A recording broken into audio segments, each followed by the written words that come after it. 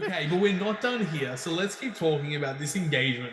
Won us games, win these games by combat engagement. What do we mean? Ready for the wall of text?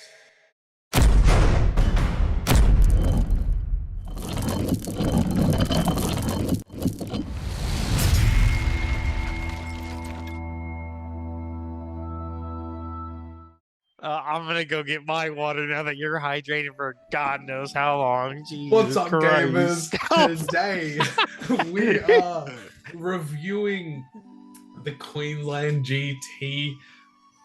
You're joined by myself, Alex, and my very accomplished co-star, Tyler's chair, and Tyler's in it now. Gotcha, bitch. And today we're not only talking about the Queensland GT, but at the end of it, we have a little lesson time. We're going to go over the first engagement of your games and how to maximize the effect of them, or at least minimize getting rolled by them. Because as we go through, I think Tyler and I were able to, across a lot of our games, really punish some players with how they approached us or how we used our armies, and it'll be good to share that with you all. Tyler, you happy to do the next slide? Absolutely. Be a sellout now. What is it? So is this not Bards? So I know that, but where's our slide for them? This is the slide. This is the slide. Okay. This is the slide. Anyway, if you haven't already, make sure subscribe to the channel. In addition to that, we have Bards and Oz Wargaming. But use code GOATS, capitals across the whole thing, GOATS. You get 5% with Bards, 10% with Oz Wargaming. Otherwise, make sure to also join the Discord. We are doing a multitude of things in there. We're hoping to do some recordings for painting as well pretty soon. And then, yeah, we'll go from there. Otherwise, let's get into it. So, in this video, we're going to be covering both our armies for the tournament, how we went in each game, the overall event and the results of it, and then at the end, how to get an advantageous engagement or how to not give your opponent an advantageous engagement. Let's get into it with our lists, I suppose. So before we start, this is Sean's tournament we went up to Queensland for. Cheeky little 2-hour flight. 800 points. Legacies allowed. 5 games only, which means that there was the potential for 2 undefeated players up the top.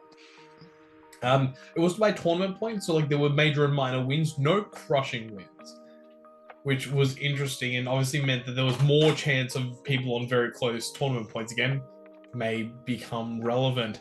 Tyler, a return to the fold for you. The honey badgers, the big boys. Yeah. Tell us about the Bjornings. What made you pull these guys out? Prior to this tournament, I hadn't played them, and I think it was basically about 2 years, at least a year and a half, 2 years, because I was just I haven't, and I've actually never played with them with more than one bear. Typically, I've only taken these to low points, so I've only taken them to 500 point events or below, so I'll only have one bear and then maximize Bjornings. So this was my first event with both of them being present, and gosh, I miss both. I miss the bears, obviously, but I miss my troops that could actually wound things. That's for sure. That's a sight for sore eyes. So yeah, I wanted to pull them out and have some fun and see if they still had legs in the new edition as well. So yeah, but you're here with Men of the West for basically double my model count. Meta. Unfortunately, cringe meta. And realistically, I have Actually, when you next come over, I got to show you because I moved all my unpainted boxes of armies out to the garage. It's a lot, and if I don't paint more new armies, it's gonna be bad. So I went into this going, I have not painted a King Alliser. I've played with it. I haven't played or used a Gimli before, and I have a lot of Minas Tirith that need to be repainted or painted. What has all of those? Men of the West. It was a good time to pull it all out. Went with the 3 hunters over an Aemma or Gwahir inclusion. Legolas felt a bit I still want to do well. I think Legolas is just too good a tool to leave at home. And Gimli just feels like the perfect complement to him. I was so set on taking Aemma, but every time Gimli just a little nugget of hope, and he's just so cheeky. and he just does things, and I'm like, yeah, sick. No one would. Everyone would expect Aemon to do it, and they like hard target him a bit more. People leave Gimli alone, and that dude just slowly just does his job. So 40 models, a couple of pikes scattered in there, which, hey, if legacies are allowed, I'm not going to say no. Still going to use the tools at your disposal. The tools at my disposal, of course. Round 1, convergence first scenario, so split deployment. I went into the Shire and immediately was like, oh god, there's like 80 of them. And Gandalf's cart is just born to destroy Legolas and knock him prone so he can't shoot, or get Aragorn off his horse, and was really worried. However, luckily, so I put Aragorn by himself, put Legolas and Gimli together, managed to just run for it and try. I wanted to get 3 objectives. That was my goal. I would get 3, go to the middle, pray. That's it. Managed to squeeze 4. Because Sean Kirkby was a bit scared of throwing in Gandalf too far. I'd been threatening Legolas each turn that I could potentially get that card. It's D3 and I have sharpshooter, so I could get rid of the card early. And that kind of couple inches every turn he was sacrificing meant that I had, I think, 4 or 5 Ministry of Warriors go directly towards Gandalf, pick up the one of the supply near him, and just hightail it back to the middle. And then ended up with all 4. I was being hit on 2 sides, but it wasn't too bad. My heroes basically stayed 6 inches away from Gandalf at all times and just slowly churned the hobbits. And they need turns and turns of being able to like get into combat to really convert their kills. And they just took too long to do it. They were taking turns of like 15 bow shots and moving up half to do it. And I'm totally happy. If you want to move 80 models and then shoot with a third of them, and then there's a bit of combat as well, you're not going to get enough time to actually get your game plan into action. So I got to sit there on it, and then on the last turn of the game, made a play, heroic combat into Gandalf. The firework did not hit Aragorn, which, massive blessing, like couldn't ask for more. But then even though Lobelia got to Aragorn, charged into the cart, two-handed, and just killed Gandalf. So cannot complain there. You went into the Army of the White Hand. Yes. How'd that go?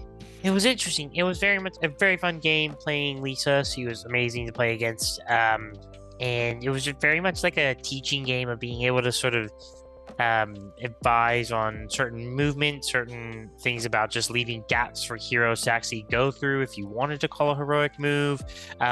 Taught her how to channel as well, which was a fantastic thing. Actually, channeling and trying to just slow down at least one of the bears guaranteed, which definitely occurred. My Beorn did nothing for practically the entire game until the last turn when it one-tapped one of Horizon Guard trolls, but we digress.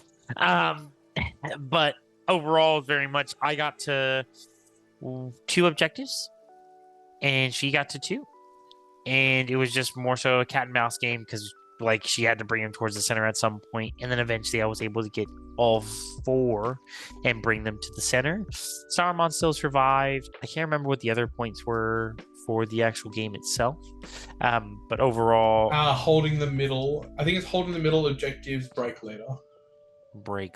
I think I may have got. I think I got. No, it was 3. I got 3 of them because one of them was outside of the middle. Gotcha. Yeah. One of them was outside of the middle, and then I got break. Did not get leader, and so that's where it ended up. But otherwise, it was a really good game. Very much felt like a teaching game in terms of just how to try and maneuver around the bears, how to potentially even bait them out, like baiting out Beorn to go off in a tangent so that I have to sort of screen properly was a interesting one. So yeah, overall, very, very good game. Round 2, capturing control, and I went into a Men of the West mirror match. However, this was Legolas Gwar here, unmounted Aragorn with a banner, versus obviously 3 hunters. So slight model count in my advantage. And this was the first game where the engagement section really came into effect. So my opponent, I up deployed about 2 inches off the middle-ish. Don't want to stay flexible. Want to be able to make sure I don't get pushed off the objectives.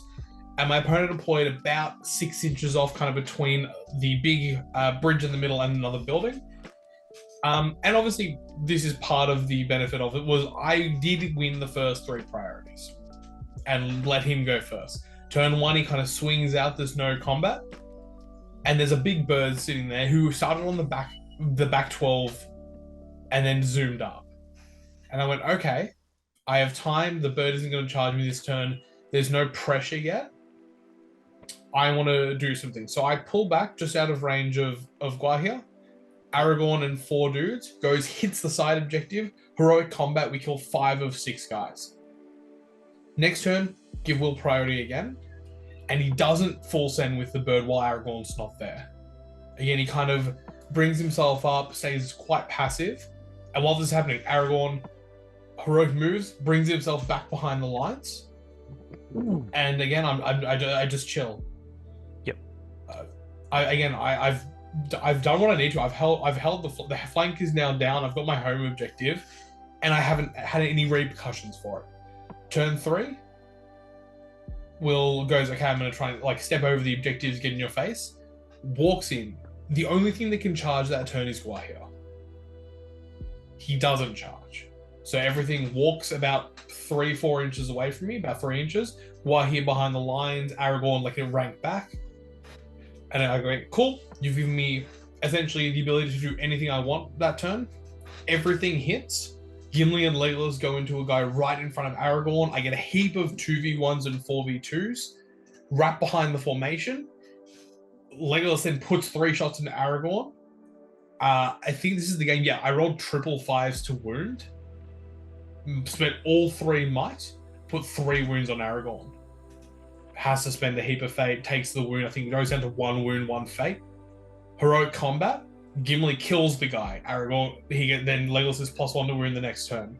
They both bounce away. Gimli goes into another guy, kills him. He's up by 2. I killed another couple guys because I just had so many advantages. And Will had a backline of Throwing Spear Rohan. They're D5. So following turn, my Aragorn mount is now back in the fray. Charges into this foot Aragorn. We both have for Frodo. That's all good. But Legolas, pinpoint shot. Wounds. He only needs 5s now. Will rolls he called a heroic move with this Aragorn. So he spent his free. Rolls the 1 on the fate to not die. Spends all 3 natural. And I go, cool, for Frodo. Bang. And you had priority that turn, huh? That was the turn I had priority. So you couldn't even hurl into him with Guahia. The worst bit is that I charged Guahia with 2 dudes, double shielded, win the combat. Guahia backs away. Oh, no. And from that point, Guahia has fought 1 combat, done nothing. His Legolas has attempted to pinpoint shot my Aragorn. I think I may have had to spend a fate.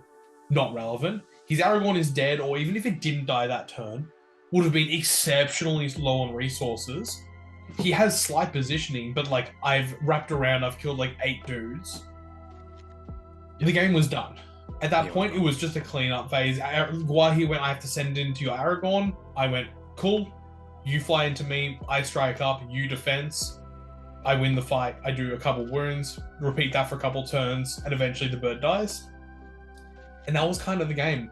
Managed to get 4 of the 5 objectives, which accounts for the 3 points I didn't get, but also broke him, got the leader kill. And those couple turns of both not engaging, and then just walking into me and allowing me to choose all the initial charges kind of lost the game there and then and there. Yeah, 100%. Damn. Defenders of Helm's Deep, bro. How did they? They did something similar. How'd that go? So initially we start deploying, and I deploy Beorn first. He responds, I think, with Theoden. Oh no, I think it was Theoden initially, and I was very surprised. Right up the front, I assume. I'm putting him in the front 12. Yeah, no question, right? So Beorn's in the front 12. Gambling, Theoden. Eventually, they get put in the front 12, as well as Aragorn. Legolas gets put at the back with his 7-man warband, and I'm like, okay.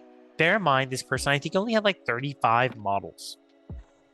to my 22 model count. In my experience, and I tell this to people all the time, when I look at Bjornings, I almost think of them as 2 models because of the 2 wounds that they have, to be honest. When they're 2 wounds themselves, each of them, I almost go it's the equivalent of a 40 model count army, in a sense. And they hit like a truck.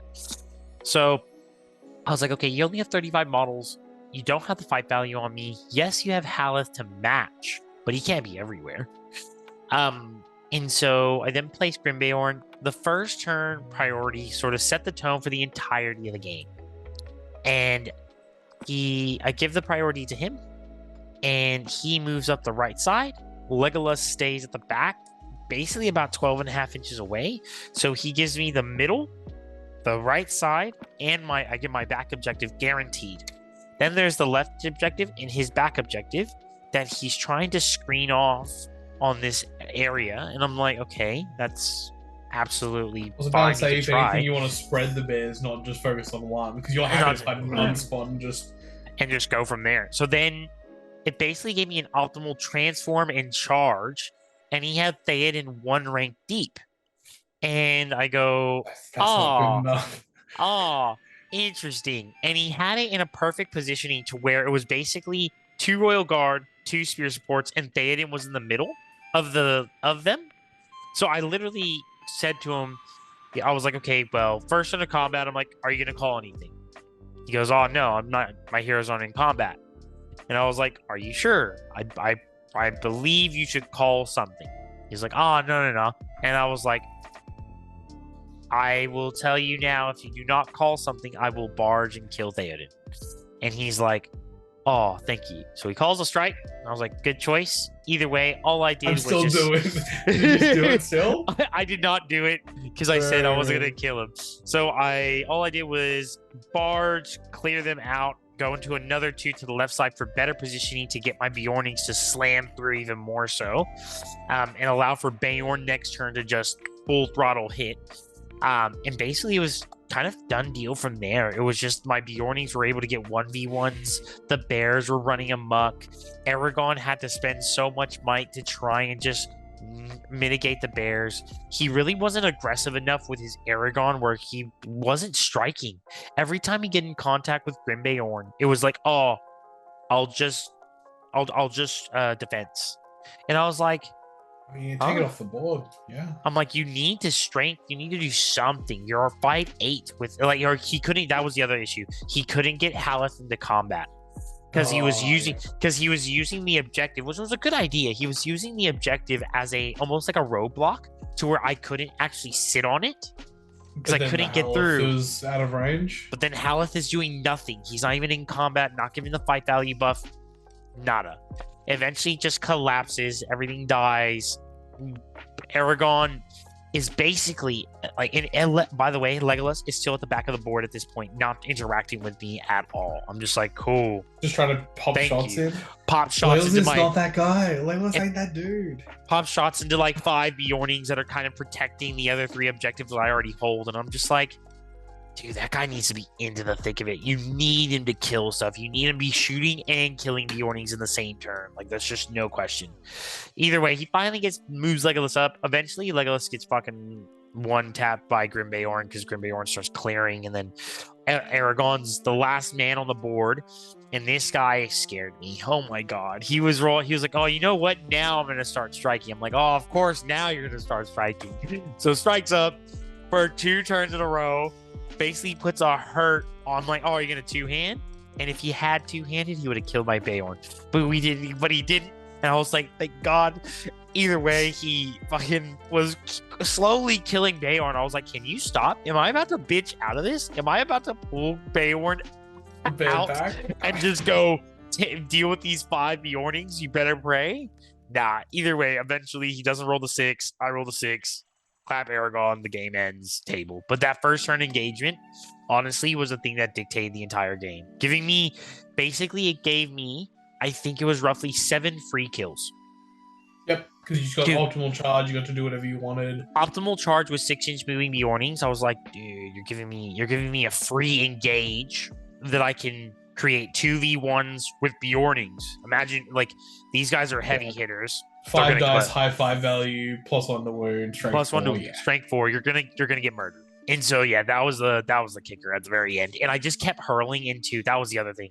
Beorn just kept hurling into Theoden the entire freaking game. Yeah. He was just hurling. Slowly but surely. Yeah, 20 to 1 win. That's a big one. Into round 3, Maelstrom Hold Ground.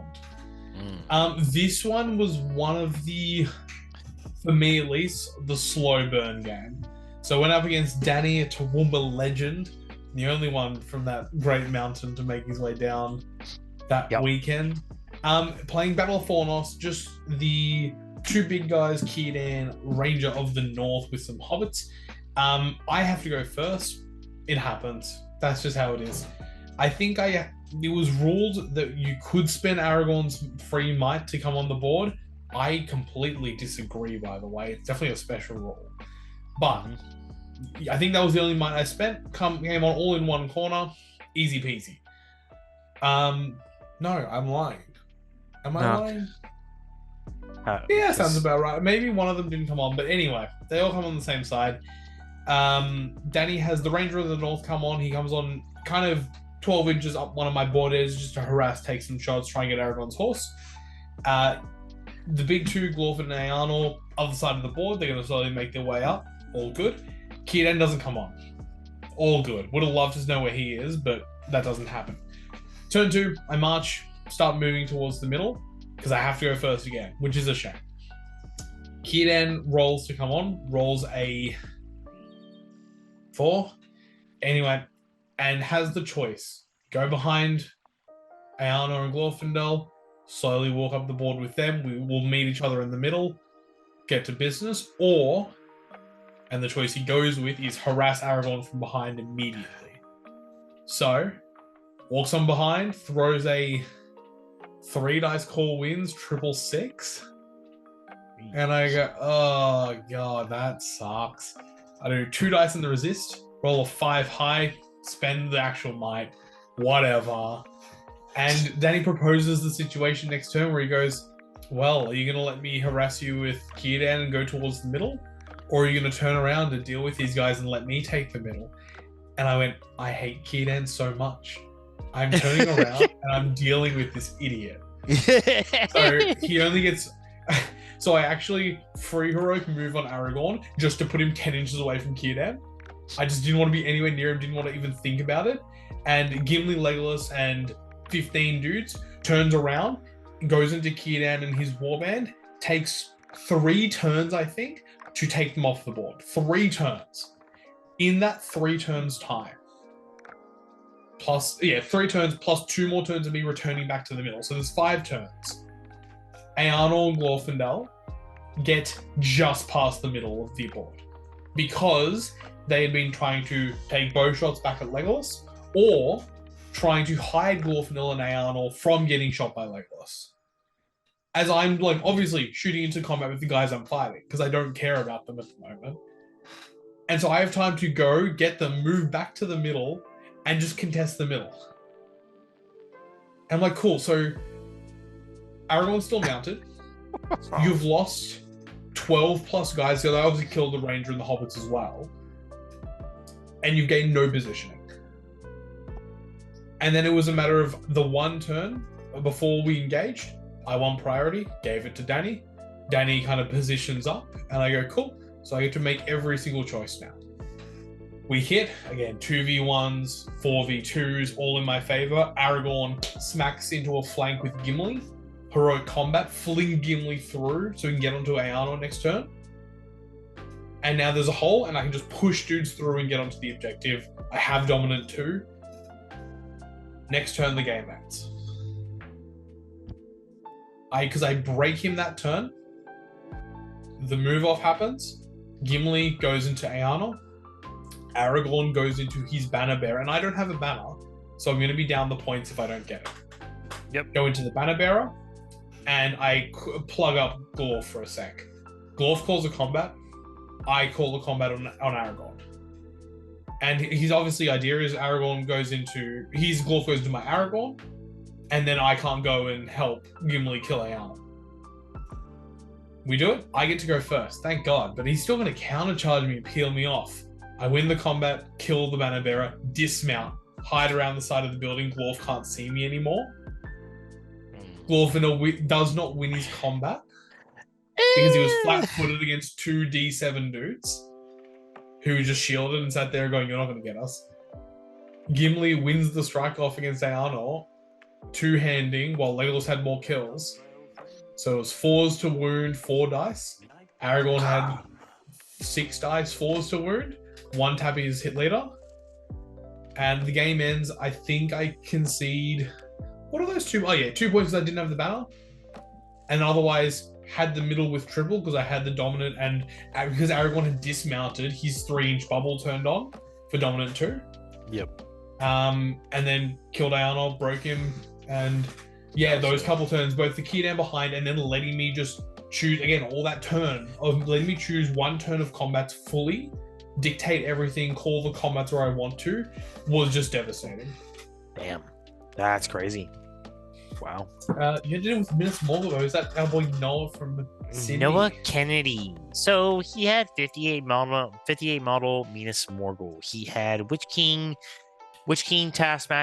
Taskmaster, a captain, Kardouche, and a drummer.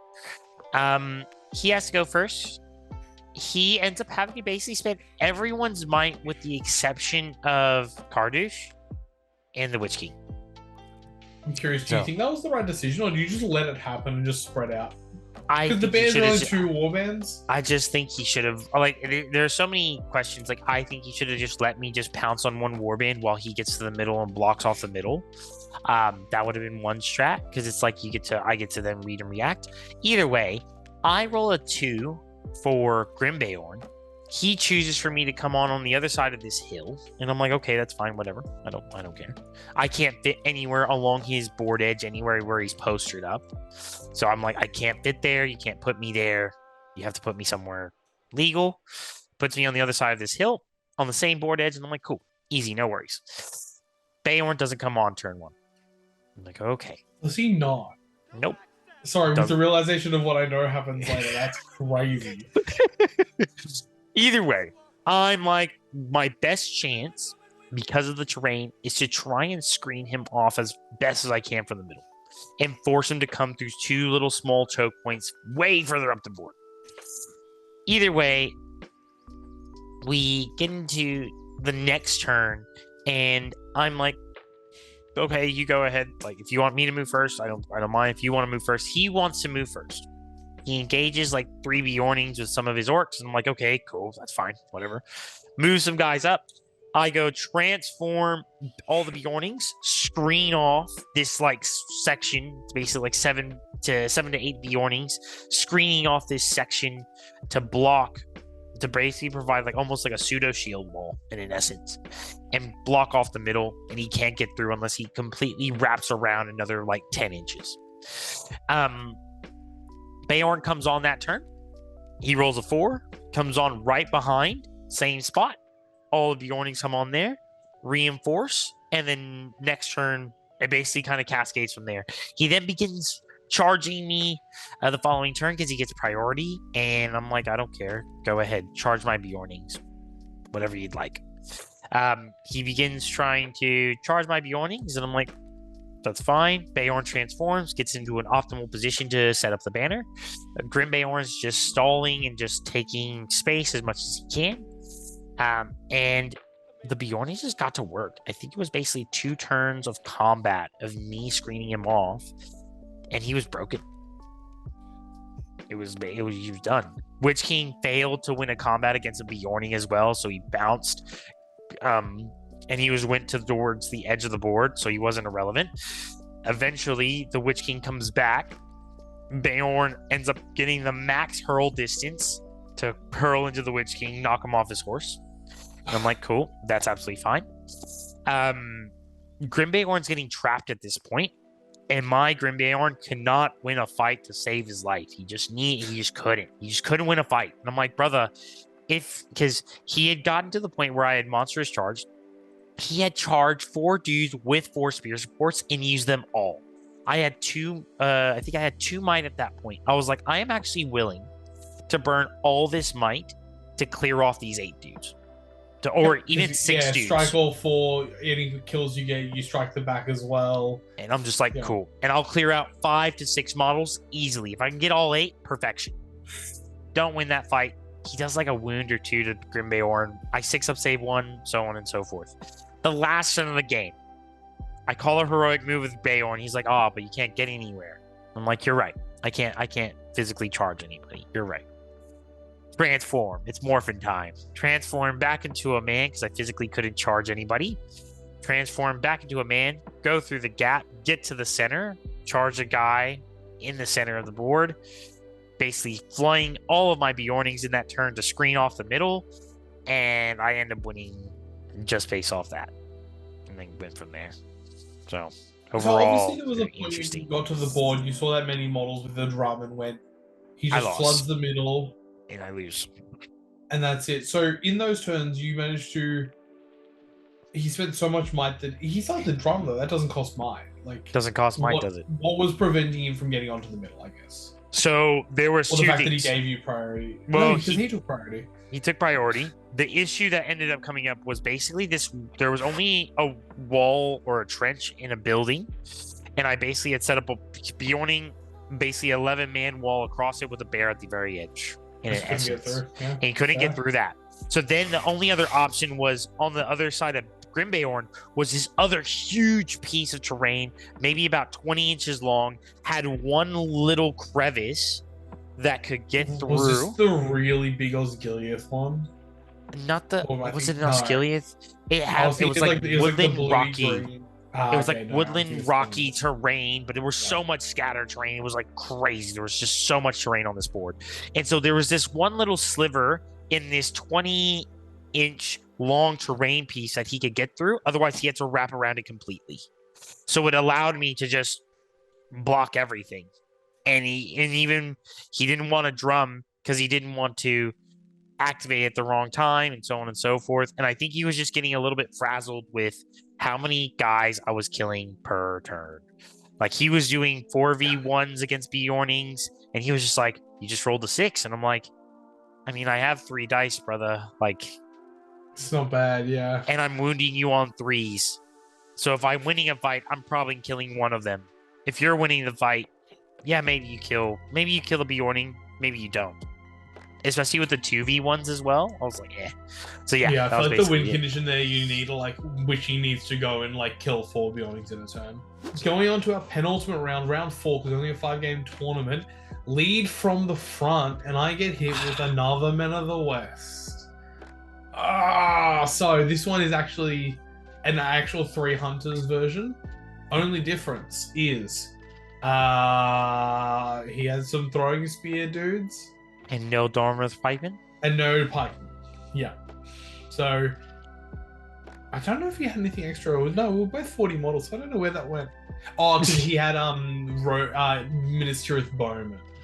Yes. Which are like 2 points 2 points more than in their counterparts. But some throwing spears could do something, but I'm sitting there going D5. Squishy, lets me get it, but obviously we have the same tier heroes. So I'm sitting there going, at some point, I've got to make a play, and I've got to kill a hero, and then go from there. Yep.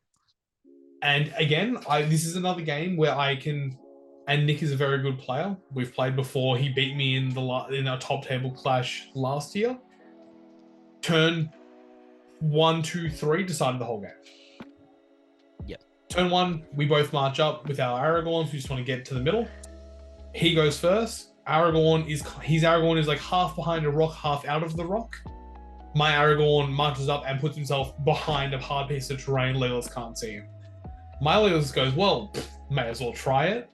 2 wins into the horse. I think I spend 1 might to do it. He spends his first fate to block it, rolls a 3, mites it up with an actual point of might. Yep. Second wound goes in and just takes it. So Aragorn dismounted turn 1, having already dedicated a might and a fate to it. Yep. And I'm going, cool. I'm already at, like, my Aragorn can now consistently go forward, get the kills, and just get ahead. Turn 2, Nick gets to go. I give Nick priority. He takes it, marches up again, and steps a couple inches over the middle line. Keeping in mind, I moved up 9 inches because I marched. So I'm 2 or 3 inches away from everything. Okay. Again, optimal turn of charging. Yeah. My Aragorn behind this hard piece of terrain has a very slight angle of what he can actually see.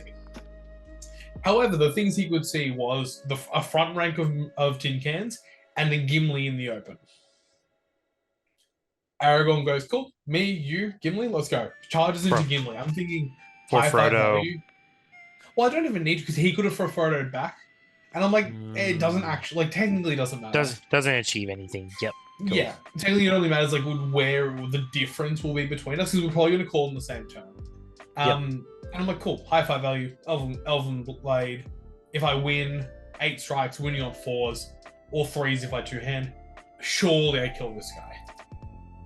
Meanwhile, my Legolas takes a 3-inch step sideways and goes, oh, Aragorn's just standing there. Sick. 3 shots into him, does 2 wounds because I spend might. So I went down to 2 or 1 might at that point. Just to start putting wounds on. Again, I've got to kill heroes to win the scenario. Aragorn goes down to 2 wounds, 1 fade. Stunning. Cool. Nice. And again, every time you're shooting Legolas into a hero, he's not getting kills, even if you wound them. So, of course, Gimli walks up to a dude. Dunk! Legolas is +1 to wound next turn. We strike up. I lose the strike off. I roll the 1, Gimli rolls the 5/6. He wins, he kills my horse. And I'm going, there is no fucking way I've been punished for this. This is ridiculous. I was going like, I just one tap this bitch. And I don't care. Like, he pinpoint shot, I shrugged it off.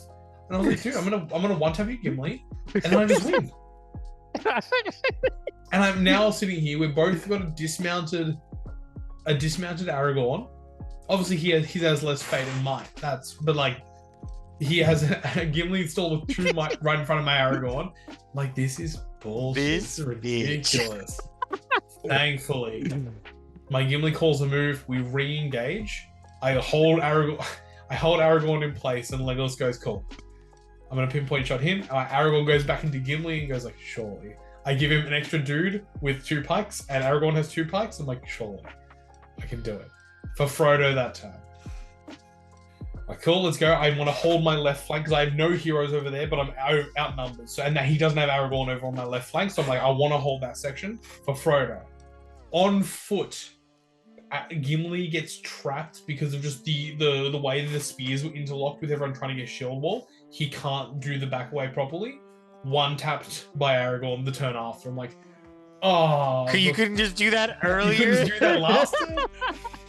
So we 1-tap Gimli, Legolas pinpointed to Aragorn, wound, because spends a might goes down to 1, that makes sense. And I'm going, cool, we'll just put the pressure on. I'm still ahead on wounding on 5s. Spends a fate, fails it, 1 wound, no fate. Okay, sick. This Aragorn's gonna die in a sec. His Legolas has done basically nothing. I'm just gonna hold the line, get the heroes on the objectives. Easy. My Legolas then, for the next 2 turns, charges into his Aragorn. And I'm sitting there going, cool, I might not have might, but I have 3 dice, hitting on 2s, wounding on 5s. So I get 1 of them, his Aragorn's dead. For 2 turns. First one, no wound, losing combat, he kills 2 dudes, does a wound to Legolas. I'm like, oh god. Second turn, no wounds. And I'm going, what the fuck is happening? Like, come on, don't do me bad like this. And then, just like the first situation, after failing me at first, his Aragorn flops, Legolas just kills him in combat. And I'm like, again, you couldn't do that before I was worrying.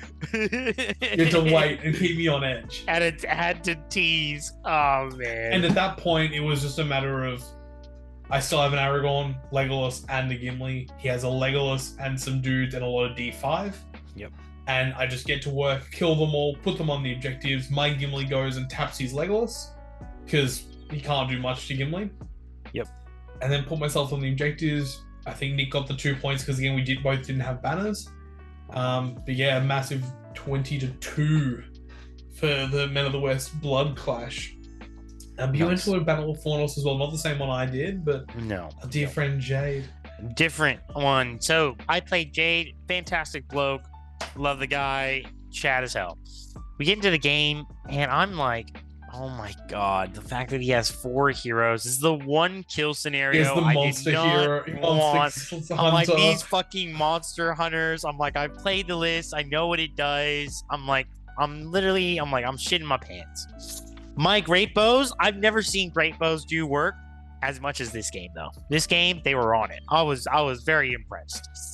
But he ends up just being very skittish. I give him priority the first 2 turns because I win the priority rolls and give it to him. And he gets to end up being very skittish and not really threatening me, not even doing like little 1 dice call wins on my bears. He's just letting me take all the space in the world. He ends up basically hard disengaging, leaving basically about 10 to 12 guys on my left side. And I'm like, that doesn't break you. Doesn't even come close to quartering. I can get those 10 models for free and work back 10 to 12 models for free and then work my way back to the middle. I'll still threaten you with my 6 great bows on the backside and still continue to shoot. And we'll go from there. I beeline it. I start swallowing up basically 8 out of the 12 guys. End up killing 8 of the 12 of them. Keep bear in mind, 2 of these fuckers end up being the clutchest little shits at the very end. And I wish I just clapped their cheeks sooner. But in that process, though, of course, every time, I don't know what it is, every time I need Beorn to freaking call a heroic combat with a buddy, he just whiffs. And of course, the fucking Minister of Tin Can they're up against is like, I shielded for a 6. And you're just like, what the fuck? You should be scared. There should be a -1 to this dual roll. Like, I'm so confused. Either way, I'm like, fuck this. I just need to kill this guy. Spend the extra point of my clap him, go towards the middle, gain positioning. I'm ready to screen off. At this point as well, Jay's making a few mistakes with just leaving heroes in the open. And I keep telling him, hey, you may want to cover this.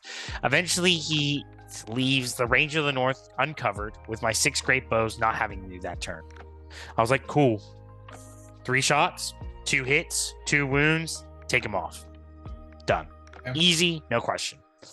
He then proceeds to start doing that with Círdan a little bit, and it's like, oh, and in theory, it could have been a very different game if it had been like, yep, cool, you've moved him, he's there, he's in the open, he can eat these 6 great bow shots. Eventually, though, I was like, look, I knew your intention. You're intending to keep him covered, move stuff back if you need. And it ends up getting to a point, he calls a channel, and it was basically the thing that changed the game.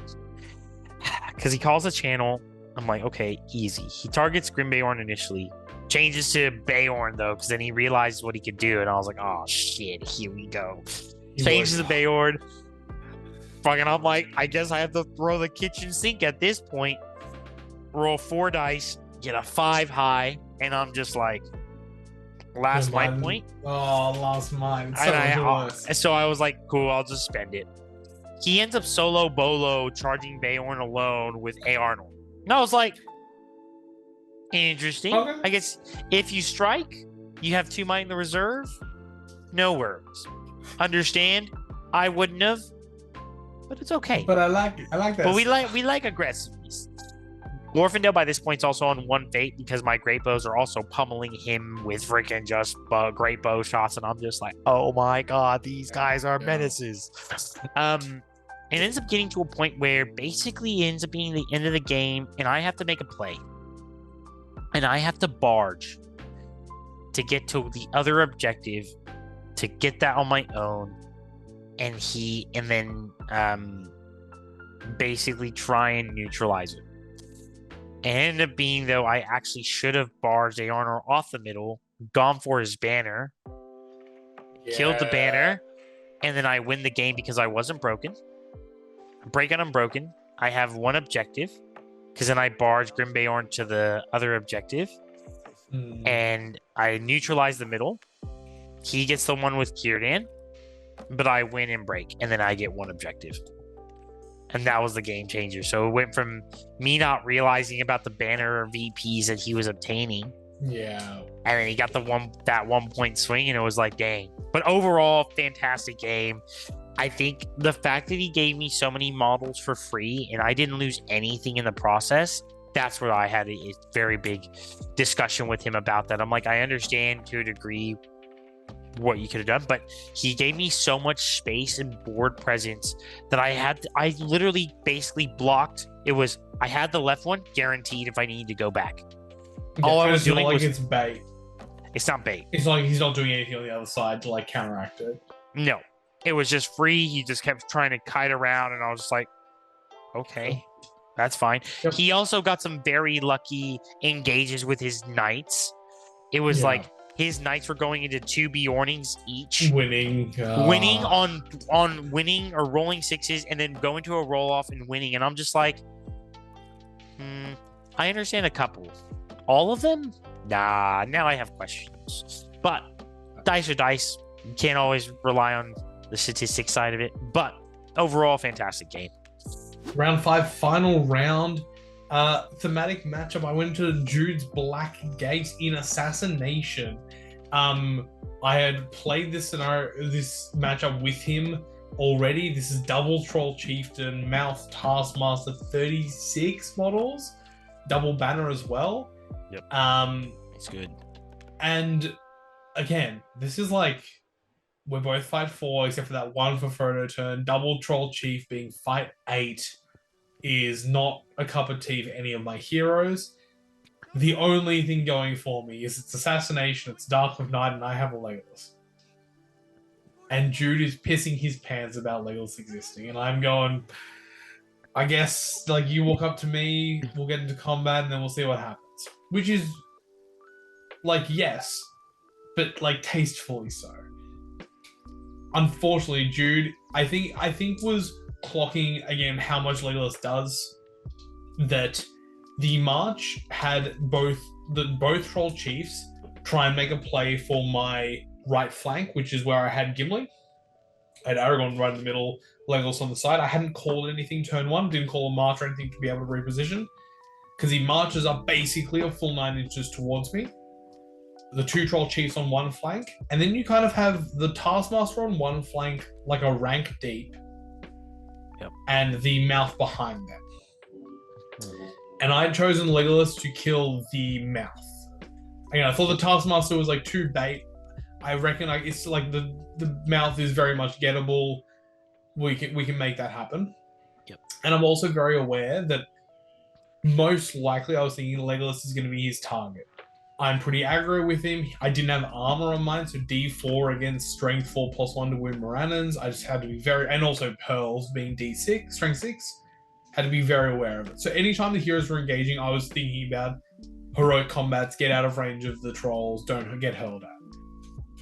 But that turn 1, Jude marches 9 inches into my face, and I go, cool, I deployed 12 inches off the line. You're 3 inches ahead of me. Cool. So everything shifts 3 to 4 inches to the side, and then 2 inches up or so, or diagonally, and starts engaging. Gimli runs 5 inches away from the 2 trolls, because I didn't want a piece of them. And it takes till turn 3 for those trolls to get into combat. Because they just were trying to enclose me in, and I just went, nope, fully disengage from that side. Everything on the left side engages.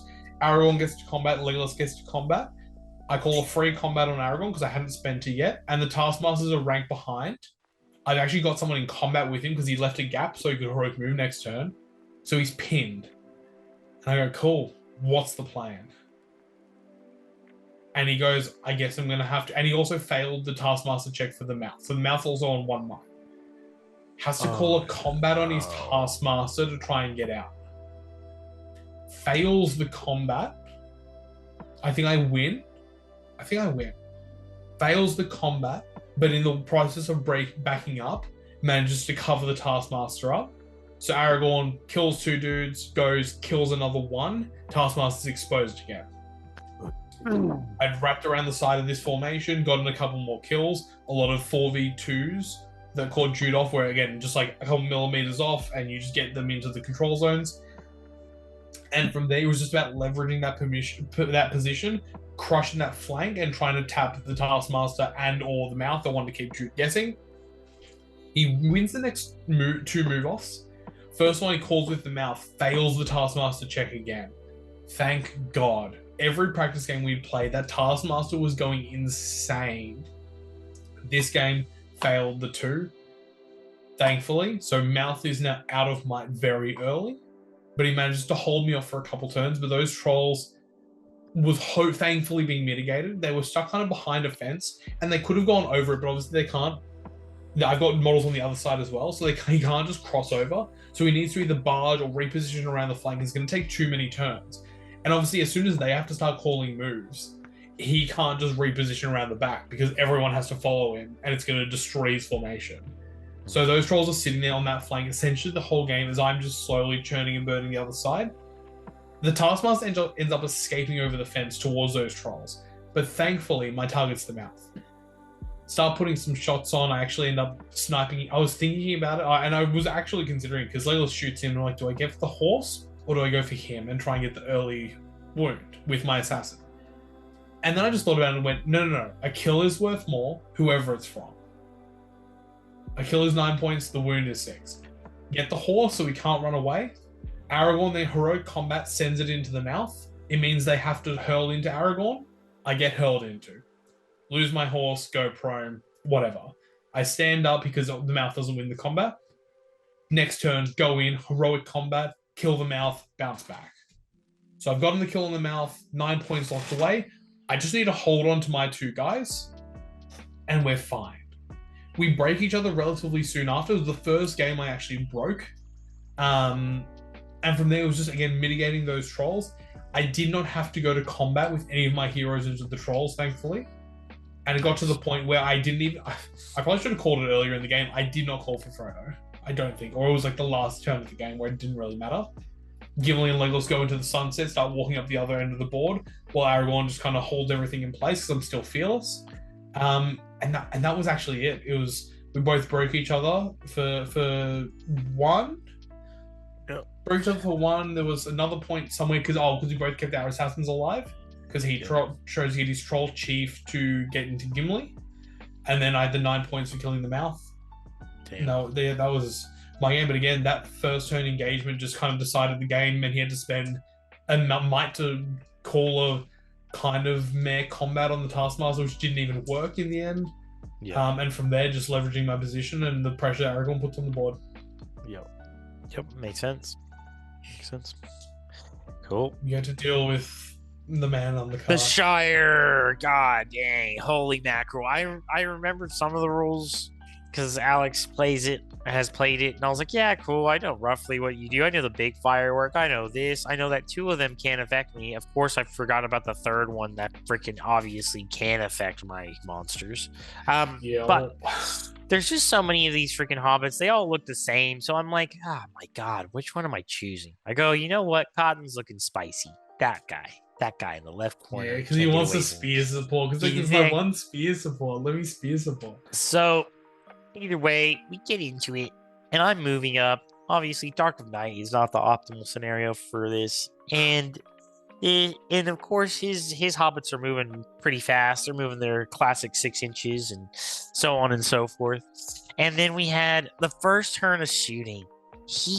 Oh my God, Jesus Christ! We're talking like 20-ish bows, and obviously every throw stones. 12 shots. That's all he shot with. It was 12 bow shots.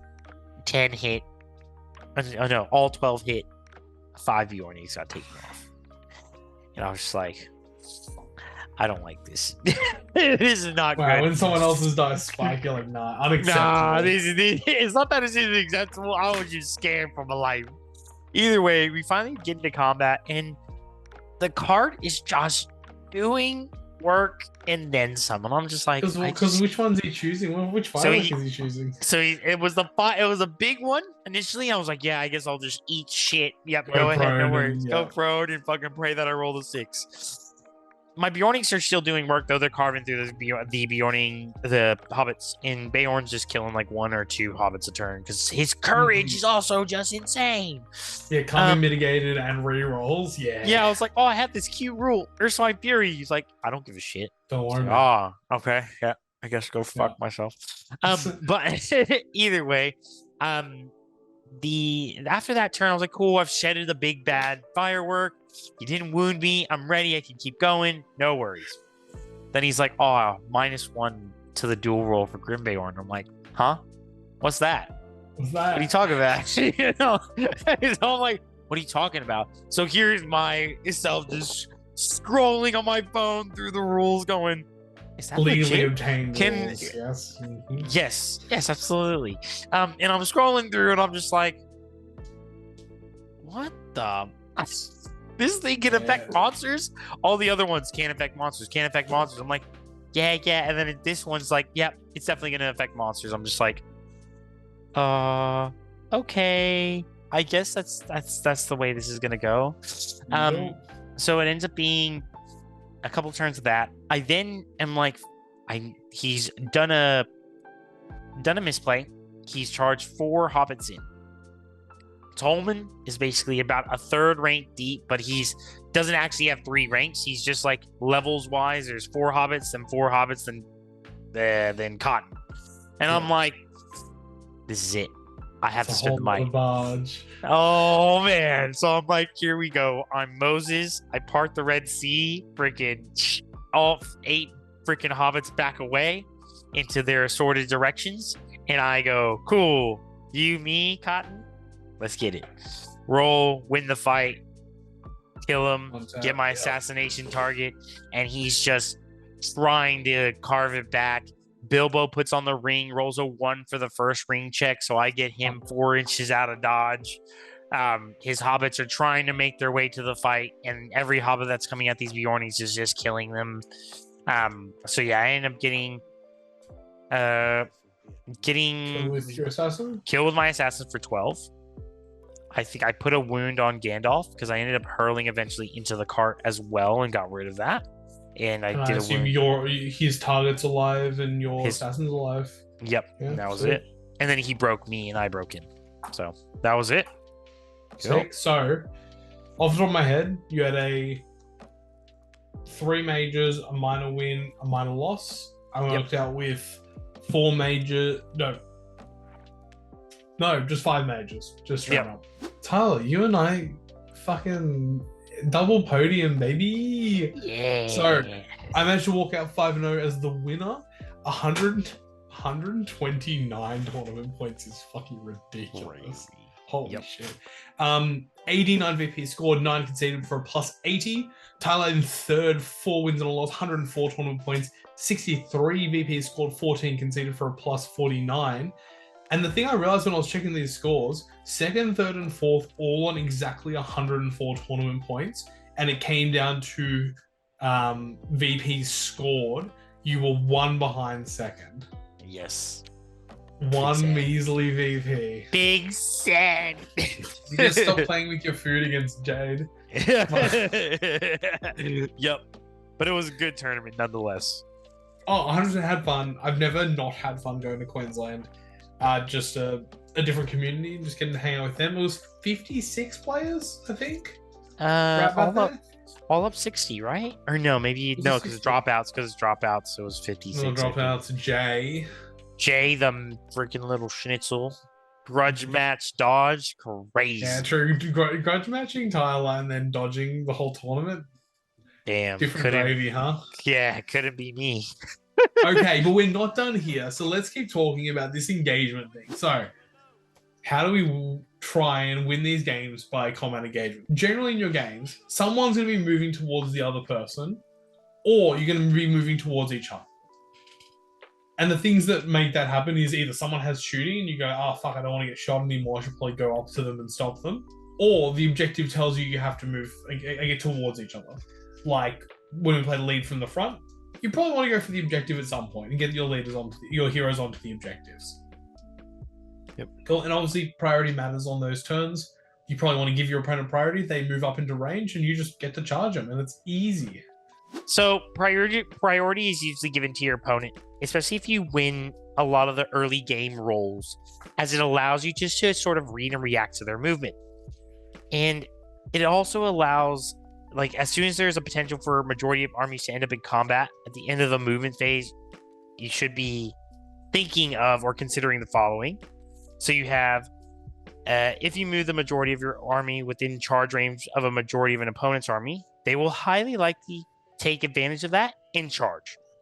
However, if you have like shooting and potentially some of the armies out of range, they will likely probably move back or potentially try and figure out some way to mitigate the optimal charge. And then sort of repeat the process until you're actually engaged.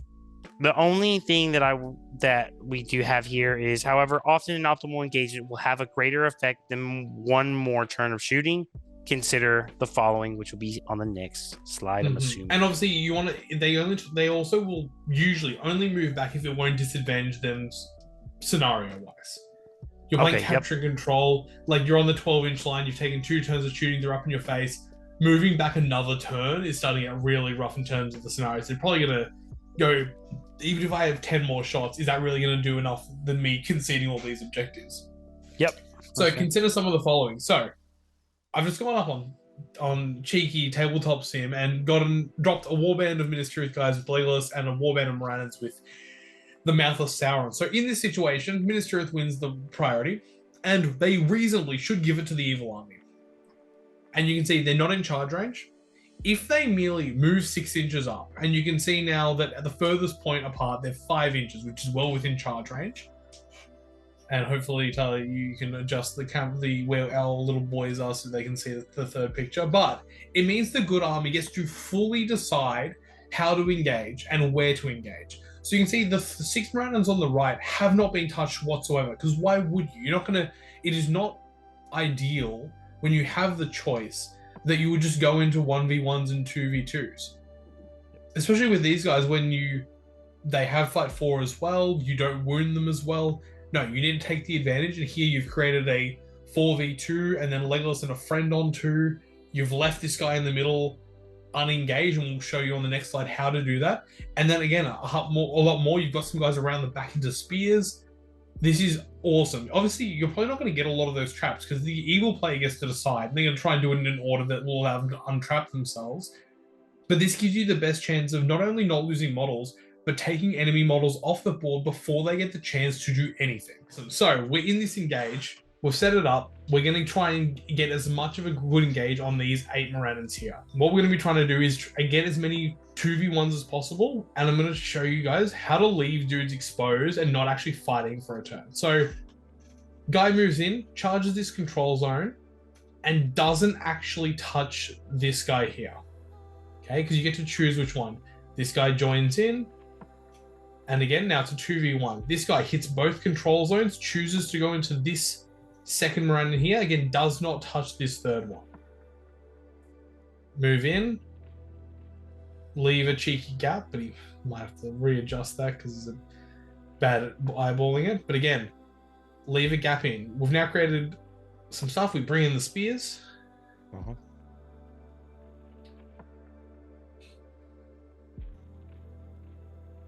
But in doing so, right here, we've created a 1 Morannon and a friend on 4. This guy is touching nobody. He's not going to fight this turn at all. His spearman will do nothing this turn. Next to him, another 4v2, and then a 2v2 on the edge. And reasonably, Legolas could have been the person to do this. He could have been on the edge here. Yeah. And all you've done is create a dice advantage your opponent can't do anything about. Okay? And that's what you should need to be doing on the turns. When your opponent just moves up to you, you need to punish them for doing that. Okay. And obviously, if you're the person walking up to them, you have to be considering, how do I just not give my opponent these nice, sexy engages where they just get to outnumber me and kill me? Because that obviously sucks. If you're the person walking up, how do you just not give your opponent the best thing ever? So if there's no pressure, don't just walk up to them. Unless there's something like shooting or you need to get to the objective this turn for whatever reason, don't just walk within 2 inches of them and let them charge everything. But if you have to, protect your flanks, okay? So have a couple guys kind of fanning back to make sure they can't wrap around and trap you. Approach cautiously. Maybe you don't have to go within 2 inches of them. Sit back maybe 4 inches. Make it so they can't wrap around as far, they can't get as optimal engaged. Maybe the hero won't be in range. That's totally fine.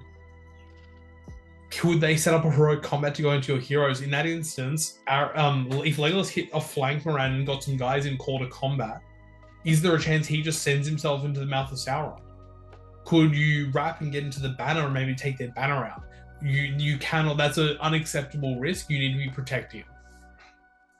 So again, if you have to go forward, protect your flanks. Make sure the opponent can't wrap into your backline, and choose the fights in the right order that you're not trapped. Shield. You're not going to be getting kills. The priority in that turn is not to kill stuff.